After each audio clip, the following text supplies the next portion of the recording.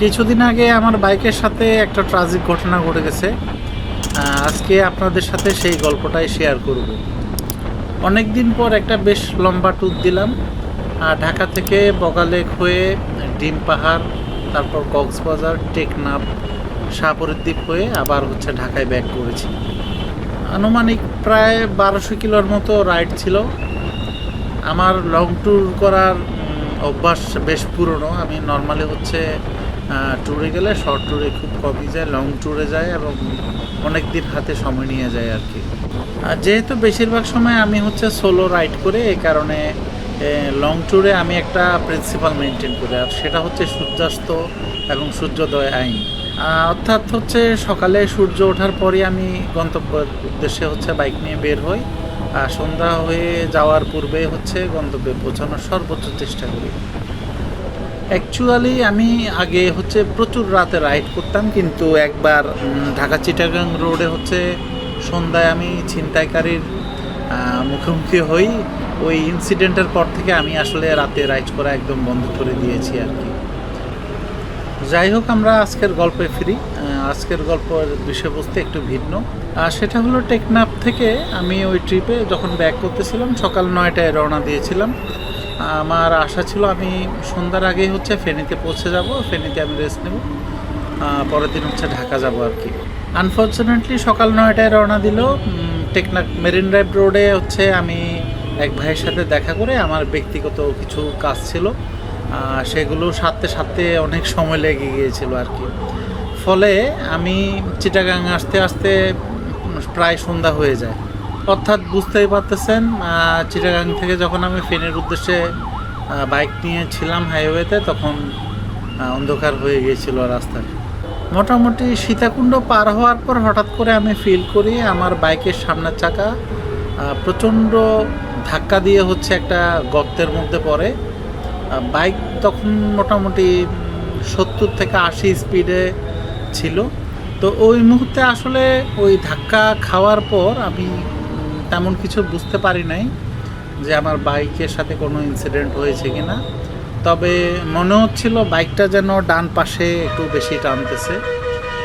পথিমধ্যে আমি বাইকটা থামিয়ে একটু দেখেছিলাম, কিন্তু অন্ধকার থাকায় আসলে ভালোভাবে বোঝা যাচ্ছিল না কোনো সমস্যা হয়েছে কি না। তো আমি 7-5 না ভেবে ওই অবস্থা বাইকটা চালায় ফেনী চলে আসি। ফেনী আসার পর আমি আসলে পরের দিন সকালে দিনের আলোতে অ্যাকচুয়ালি টের পাইছি আমার বাইকের সাথে কী হয়েছে। খেয়াল করে দেখলাম যে আমার বাইকের সামনের চাকায় এক জায়গায় মোটামুটি বেশ ভালো ট্যাপ খেয়ে গেছে, আর পাশাপাশি চাকার মধ্যে আর কোনো হাওয়া নেই।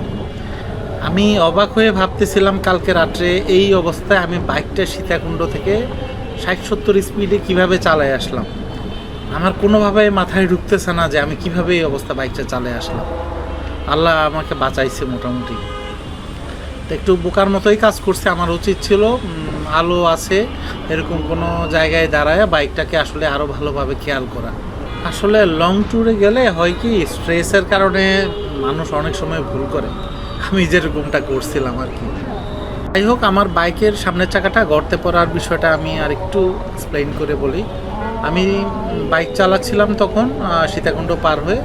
আমার সামনে বেশ কিছু 500 মিটারের মতো সামনে একটা বাস ছিল আর কি। তো আপনারা তো জানেন এক্সব্লেডের লাইটের কি অবস্থা, রাতের বেলা আসলে লিটারেলি কিছুই দেখা যায় না। এটা আসলে ট্রু, এবং কিছু করার নাই এখানে। আমি বাইক চালাই বেশিরভাগ সময় অন্য গাড়ির আলো দেখে, যেটা আসলে কোনোভাবেই সেফ বলা যায় না। হ্যাঁ, তো ওই এক নাম্বার আমি পর্যাপ্ত আলোর অভাবে গর্তটাকে অনেক আগে থেকে খেয়াল করি নাই। 2 নাম্বারে পর্যাপ্ত আলো থাকলেও আসলে গর্তটা খেয়াল করলে আমার কিছু করার থাকতো কি না সেটাও আমি একটু কনফিউজড। কারণ সামনে যে বাসটা ছিল ওইটার কারণে এই গর্তটা একটা ব্লাইন্ড স্পট ক্রিয়েট হচ্ছিল। বাসটার যখন আমি পিছে পিছে যাচ্ছিলাম, বাসটা তো হঠাৎ করে যখন বাসের নিচে থেকে গর্তটা রিভিল হলো, তখন আমি দেখলেও আসলে গর্তটা অ্যাভয়েড করার জন্য একটু ডানে যে বামে একটু যে মুভ করব সেই পরিস্থিতি আসলে তখন ছিল না। কারণ আমার ডানে বামে সামনে সব জায়গায় ট্রাক আর বাস। সন্ধ্যার সময় সীতাকুণ্ডের ওই জায়গাটা খুবই বিজি থাকে। আপনি চাইলেও ডানে বামে দেখা গেছে 1 ফিটের মতো মুভ করতে পারবেন না, স্ট্রেট থাকতে হবে। তো গর্তটা তখন দেখলেও আমি আসলে হয়তো ডানে বামে যাওয়ার কোনো সুযোগ থাকতো না। তারপরও লাইটের আলো থাকলে আমি গর্তটা দেখলে আরেকটু হয়তো সতর্ক থাকতে পারতাম আর কি। এটা যাই হোক, যা হওয়া তো হয়েছে, এখন এগুলা বলে লাভ নাই। তো এখানে বাইকের আলো স্বল্পতা তো ডেফিনেটলি আছে, এটা অস্বীকার করার কিছু নাই। পাশাপাশি আমার ব্যাড লাকও ছিল আসলে। আর প্রকৃতপক্ষে আমি যদি কাউকে দোষারোপ করতে চাই, সেটা হচ্ছে বাংলাদেশ রোডস অ্যান্ড হাইওয়েকে দোষারোপ করব। হাইওয়ের মতো একটা জায়গায় আসলে স্পিড ব্রেকার বা গর্ত, এরকম গর্ত ফিল আপ না করে পড়ে থাকবে, এটা আসলে মাইনা নেওয়া যায় না। হ্যাঁ, হাইওয়েতে সবসময় হাই স্পিড ভেহিকেলগুলোই থাকে, একটা স্মুথ রাইডিংয়ের বিষয় এখানে মোটামুটি ম্যান্ডেটরি। তো এটা বাংলাদেশ, এই ধরনের গর্ত বাংলাদেশে আসলে রাস্তাঘাটে থাকা খুবই স্বাভাবিক। আর সবচেয়ে বড় বিষয় হচ্ছে স্পিড ব্রেকার থাকাও স্বাভাবিক। এগুলাকে কীভাবে ব্যাখ্যা করবো আমি নিজেও জানি না, আপনারা জানেন কি না সেটা জানাবেন আর কি। তো পরদিন সকালে হচ্ছে ঘুম থেকে উঠে আমি একটা চাকার দোকানে গিয়ে বাইকের একটা টিউব ইনস্টল করি। টিউব ইনস্টল করার জন্য আসলে আমার এক ফ্রেন্ড আছে মিজান, ও পরামর্শ দেয়, কারণ বাইকের চাকায় কোনোভাবেই হাওয়া থাকতেছিল না আর কি। তো এই অবস্থায় তো আর ঢাকা আসা সম্ভব না। তো একটা মজার বিষয় বলি আপনাদেরকে, সকালবেলা হচ্ছে আমি ফেনীতে যে হুন্ডা অফিসিয়াল শোরুম আছে সেখানে বাইকটা দেখানোর জন্য নিয়ে যাই আর কি। তো ওনারা আমাকে বলল যে এটা রিমটা চেঞ্জ করতে হবে, আর আমার বাইকের সম্ভবত চেসিস ভেঙে গিয়েছে, এই ধরনের একটা ইনফরমেশান হুন্ডা ফেনী যে শোরুমটা আছে সেটা টেকনিশিয়ান দেয় আমাকে। চাকা নিয়ে আমার তেমন একটা মাথা ব্যথা নাই, এটা আমি ঢাকায় গিয়ে হয় রিপেয়ার করবো, নাহলে রিপ্লেস করে ফেলবো, এটা একটা বিষয়। তো চেসিস যদি ভেঙে যায় এটা তো আসলে ছোটোখাটো কোনো বিষয় না যে আমি এটা মেনটেন করতে পারবো খুব ইজিলি। তো এটা শুনে আমি একটু মোটামুটি ভয় পেয়ে গিয়েছিলাম আর কি। তো ভয় পাইলেও তো এখন আমার কিছু করার নাই, চেসিস ভাঙছে কি ভাঙে নাই এটা আসলে আমাকে চেকিং করাইতে হলে বাইকটা খোলাইতে হবে। তো ওনারা চাচ্ছে ফেরিতেই আমি এটা খুলে চেক করাই, কিন্তু আমি বললাম যে না, ভাঙলে ভাঙছে। আমি যেহেতু এটা সীতাকুণ্ড থেকে এই অবস্থায় ফেরি পর্যন্ত আসতে পারছি, ঢাকা পর্যন্ত যাইতে পারবো, আর যেহেতু আমি জানি আমার চাকায় বা বাইকে সমস্যা আছে, আমি সাবধানে চালিয়ে ঢাকা যাব আর কি। ঢাকায় গিয়ে শোরুমে একটা আমি ভালো করে হচ্ছে এটা চেকিং করাবো। তো ইন বিটুইন ঢাকা যাওয়ার জন্য আমি এখন যেটা করতেছি সেটা হচ্ছে টিউবলেস টায়ার, যেহেতু হাওয়া থাকতেছে না, আমি একটা টিউব ইনস্টল করে নিতেছি। একটা টিউব নিয়েছি ওনাদের থেকে, 350 টাকা নিয়েছে। এই টিউবটা হচ্ছে ইনস্টল করে আপাতত আমি ঢাকায় যাব আর কি। তো পাশাপাশি হচ্ছে মিজানের সাথে ফোনে আমি চেসিসের বিষয়টাও শেয়ার করি। তো মিজানে বিষয়টা হেসেই উড়াই দিছিল, বলতেছে সামান্য একটা গর্তে পড়ছে, বাইক কোনো অ্যাক্সিডেন্টও করে নাই, তো এটাতেই চেসিস ভেঙে যাবে এটা আসলে সে বিশ্বাস করতেছে না। সর্বোচ্চ যেটা হইতে পারে চেসিস বুশ থাকে, ওই চেসিস বুশটা হয়তো কোনো কারণে কোনো ইস্যু হয়ে এটা রিপ্লেস করা লাগতে পারে। তারপরও যাই হোক, যেহেতু চেকিং করে ওনারা বলছে যে চেসিস ভেঙে যাওয়ার একটা চান্সেস আছে, ঢাকায় গিয়ে আমি চেক করাইলে হচ্ছে এটা বোঝা যাবে আর কি। আচ্ছা, এর মধ্যে একটা বিষয় নিয়ে আমি আপনাদেরকে মতামত দিতে চাই। আপনারা অনেকেই হয়তো ভাবছেন যে এক্স ব্লেডের বিল কোয়ালিটি ভালো না, সামনের চাকাটা চিকন, এই কারণে এই সামান্য গর্তে পড়ে হচ্ছে বাইকের চাকাটা হচ্ছে ট্যাপ খেয়ে গেছে, অন্য বাইক হইলে হয়তো এটা হতো না। প্রথমেই যারা মনে করতেছেন যে 80 সেকশনের চিকন চাকা এই জন্য এটা ট্যাপ খাইছে, তাদের জন্য বলবো যে হর্নেট 2.0 গ্রুপ একটু ঘুরে দেখেন, এরকম বেশ কিছু ট্যাপ খাওয়ার হচ্ছে কমপ্লেইন পাবেন। হর্নেটের চাকা তো আর 80 সেকশনের অপবাদ দিয়ে হচ্ছে আপনি সারতে পারবেন না, বেশ মোটা সোটাই চাকা, তারপরেও এই ট্যাপ খাচ্ছে কেন? এখন হয়তো আপনারা বলবেন না হুন্ডা কোম্পানির বিল কোয়ালিটি খারাপ, এই কারণে হুন্ডার বাইকগুলোতে প্রবলেম হচ্ছে। আসলে বিষয়টা তাও না। আমি এফজেডএস, জিক্সার এই গ্রুপগুলোতেও ঘাটাঘাটি করে দেখেছি, পরে এই বাইকগুলোর চাকাতেও হচ্ছে মোটামুটি গড়তে পড়লে এই ধরনের ট্যাপ খাওয়ার ইস্যু দেখা যাচ্ছে। সুতরাং কোন ব্র্যান্ডের কোন বাইক চালাচ্ছেন এটা ম্যাটার করতেছে না, ম্যাটার করতেছে আপনি কত বেকায় দেয় হচ্ছে বাইকের চাকা নিয়ে হচ্ছে গড়তে পড়ছেন, কিছু করার নাই, ট্যাপ খেয়ে যাবে সোজা কথা। সো এখানে এক্সব্লেডের চিকন চাকা আসলে এখনও ব্লেম করা যাইতেছে না আর কি লজিক্যালি। ঢাকায় ব্যাক করার পর প্রথমেই যে কাজটা করছি, মোটামুটি একটা রেনন পরিচিত শোরুমে আমার বাইকটার চেসিসটা হচ্ছে খুব ভালোভাবে চেকিং করে নিছি আর কি। তো ঢাকার সার্ভিস সেন্টারের টেকনিশিয়ান ভাইয়ার ভাষ্য অনুযায়ী হচ্ছে আমার বাইকের chassis perfectly fine, in fact chassis বুশেরও কোনো ইস্যু নাই, শুধুমাত্র সামনের চাকার ট্যাপিং ইস্যুটাই হচ্ছে আমার বাইকে আছে। এটা উনি বংশালে হচ্ছে লেদে কাজ করাই নিতে পরামর্শ দিচ্ছেন আমাকে। উনি বেশ কিছুক্ষণ ধরে চেকিং করে হচ্ছে আমাকে কনফিডেন্টলি বলতেছে আমার বাইকে কোনো চেসিস জনিত কোনো সমস্যা নাই।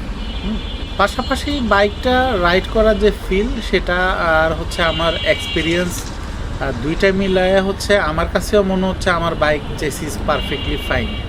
এটা আমার ফেনীতেও মনে হয়েছিল, এ কারণেই সাহস করে আসলে ফেনী সার্ভিস সেন্টারে টেকনিশিয়ান ভাইয়া একটা মাস্টার সার্ভিস করে চেসিসটা চেক করানোর কথা বললেও আমি করাইনি।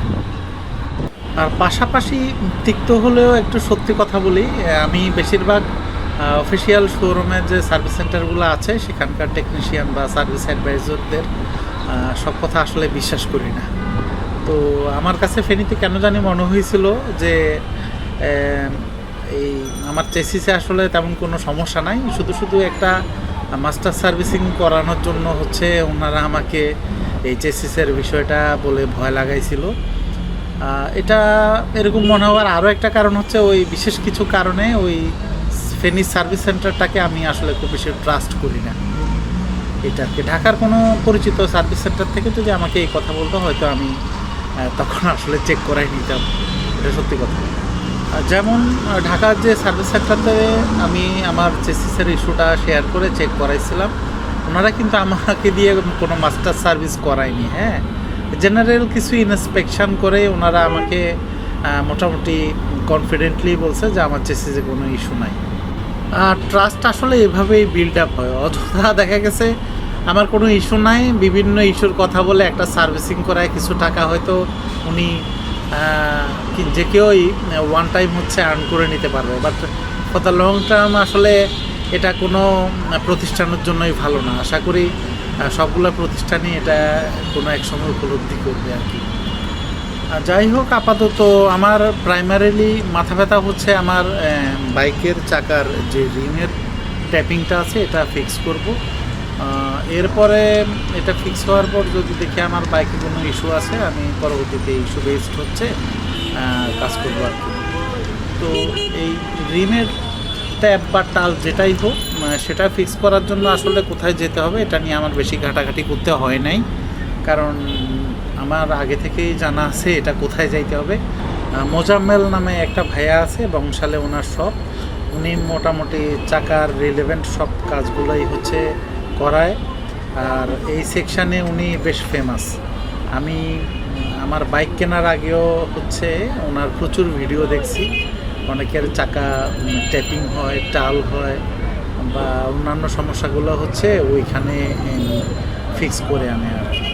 তো ওনার বেশ সুনাম। হ্যাঁ, আচ্ছা, এর মধ্যে হচ্ছে একটা বিশেষ শব্দের প্রতি আমি আপনাদের মনোযোগ আকর্ষণ করতে চাই। আমি এই ভিডিওতে বারবার হচ্ছে চাকার টেপিং ইস্যুটা হচ্ছে বলতেছি, টাল বলতেছি না কিন্তু। হ্যাঁ, তো আমার কাছে ব্যক্তিগতভাবে টেপিং আর টাল দুইটা ভিন্ন জিনিস। টেপিং হচ্ছে বাইকের চাকার যে রাউন্ড শেপটা আছে সেটা ঠিক আছে, কিন্তু কোন একটা জায়গা হয়তো একটু হালকা বাঁকা হয়ে গেছে, মানে কিন্তু বাইকের চাকার যে রাউন্ড শেপটা আছে সেটা যদি ডিফর্ম হয়ে ওভাল হয়ে যায় আমি সেটাকে হচ্ছে টাল বলি। আদারওয়াইজ হচ্ছে আমার কাছে সব কিছুই ট্যাপিং। তো ট্যাপিং আর টাল কিন্তু দুইটা জিনিস আমার কাছে। আমি আবারও বললাম, টাল হইলে হচ্ছে ঝামেলা। বাইকের চাকা টাল হইলে বাইকটা লাফায়, তারপরে ভাইব্রেশন করে, হ্যান্ডেলবার কাঁপে, এই প্রবলেমগুলো দেখা দেয়। আর টেপিংটাতে যেহেতু বাইকের রিমের যে রাউন্ড শেপটা আছে সেটা চেঞ্জ হয় না, এই ধরনের সমস্যাগুলো টেপিংয়ে দেখা দেয় না আর কি। টেপিং ফিক্স করলে হচ্ছে কোনো ইস্যুই থাকে না আসলে, রিমটা চেঞ্জ করার মতো সিরিয়াস হয় না বিষয়টা।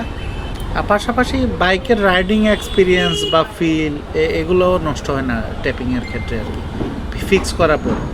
কিন্তু টাল হইলে মাঝে মধ্যে বিষয়টা সিরিয়াস হয়ে যায়। হ্যাঁ, টাল হইলে দেখা যায় যে আপনার বাইকটা আগে চালায় যে শান্তিটা পাইতেন ওইটা আসলে আসতেছে না।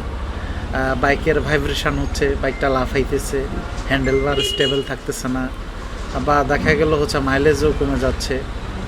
এই সমস্যাগুলো দেখা যাইতে পারে। তবে আমার এখনও পর্যন্ত সীতাকুণ্ড থেকে ঢাকার রাইড এক্সপিরিয়েন্সে আমার মনে হচ্ছে আমার বাইকে অন্তত টাল হয়নি, ট্যাপিং হয়েছে। তারপরেও আমি শিওর না, আমি জাস্ট পজিটিভ আছি আর কি বিষয়টা নিয়ে। মুজাম্মেল ভাইকেও দিয়ে চেক করাবো, পরবর্তীতে একটা সার্ভিস সেন্টারেও হচ্ছে আমি আমার রিমটা ভালোভাবে চেকিং করানোর ইচ্ছা আছে আর কি, যে টাল আছে কিনা। তো আমার প্ল্যান হচ্ছে ট্যাপিং যদি হয় এটা ফিক্স হওয়ার পর আমি যদি সব কিছু পারফেক্ট ফিল করি আমি আসলে রিমটা চেঞ্জ করব না। আর যদি মনে হয় যে না আমার বাইকের টাল হয়েছে, সেই ক্ষেত্রে হচ্ছে সম্ভবত আমি রিমটা চেঞ্জ করে ফেলবো যত টাকাই লাগুক, কারণ আমার কাছে রাইডিং এক্সপিরিয়েন্সটা ম্যাটার করে। তবে আমি অনেক ভিডিওতে দেখছি বা অনেকের কাছেই শুনছি যে মোজাম্মেল ভাই নাকি বাইকের রিমের টাল হইলেও সেটা ফিক্স করতে পারে খুব ভালোভাবে। ওনার ফিক্সিংটা 100% না হইলেও 90 বা 95%-এর মতো অ্যাকুরেসি থাকে। যেহেতু উনি রিমের টাল বা ট্যাপিংটা ম্যানুয়ালি ফিক্স করে, 100% অ্যাকুরেসি তো আসলে পসিবল না। মোটামুটি 90 বা 95%-এর মতো হয়তো ফিক্স হয়ে যায়। তবে যতটুকুই ফিক্স বা রিস্টোর হোক না কেন, আমি বেশিরভাগ রাইডারকেই মোজাম্মেল ভাইয়ের কাজ নিয়ে হচ্ছে সন্তুষ্ট থাকতে দেখছি আর কি। তো আজকে তো আমি ফার্স্ট হ্যান্ড যাচ্ছি, আমার ফার্স্ট হ্যান্ড এক্সপিরিয়েন্স হবে, আপনাদের সাথে সেটা শেয়ার করবো ইনশাল্লাহ। আর যেতে যেতে হচ্ছে আমি পজিটিভলি আল্লাহর কাছে প্রার্থনা করতেছি যাতে আমার বাইকটা ট্যাপিংয়ের মধ্যে সীমাবদ্ধ থাকে, টাল যাতে না থাকে।